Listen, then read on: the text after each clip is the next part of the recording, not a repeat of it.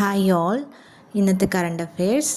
2026 എത്ര പേർക്കാണ് പത്മവിഭൂഷൺ നൽകി രാജ്യം ആദരിച്ചത്? 5 പേർക്ക്.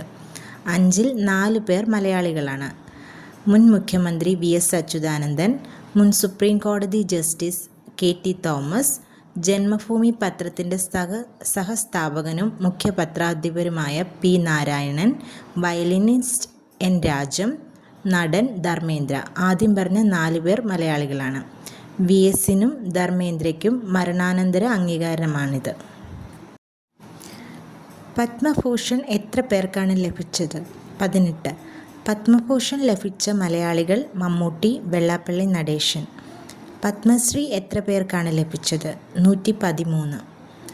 പത്മശ്രീ ലഭിച്ച മലയാളികൾ മോഹിനിയാട്ടം കലാകാരി കലാമണ്ഡലം വിമല മേനോൻ, ബഹിരാകാശ ശാസ്ത്രജ്ഞൻ ഡോക്ടർ AE മുത്തുനായകം, പരിസ്ഥിതി പ്രവർത്തക കൊല്ലകൽ ദേവകിയമ്മ.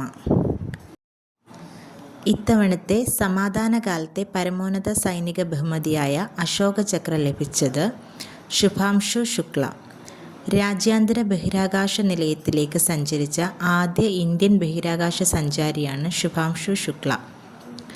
അടുത്തത്, ഇത്തവണത്തെ കീർത്തിചക്ര സൈനിക ബഹുമതി ലഭിച്ചത് മേജർ അർഷ്ദീപ് സിംഗ്, നായിബ് സുബേദാർ ഡോളേശ്വർ സുബ്ബ, ക്യാപ്റ്റൻ പ്രശാന്ത് ബാലകൃഷ്ണൻ.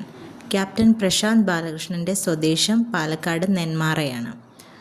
ശൗര്യചക്ര ലഭിച്ചത് പായ്വഞ്ചിയിൽ ലോകം ചുറ്റിയ കോഴിക്കോട് സ്വദേശിനി lieutenant commander K Dilna, Puducherry സ്വദേശി ലഫ്റ്റനൻറ്റ് കമാൻഡർ A രൂപ.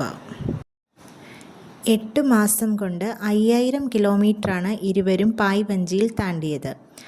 ആഭ്യന്തര മന്ത്രാലയത്തിലെ അസിസ്റ്റന്റ് കമാൻഡർ വിപിൻ വിൽസണും ശൗര്യചക്ര ബഹുമതിയുണ്ട്.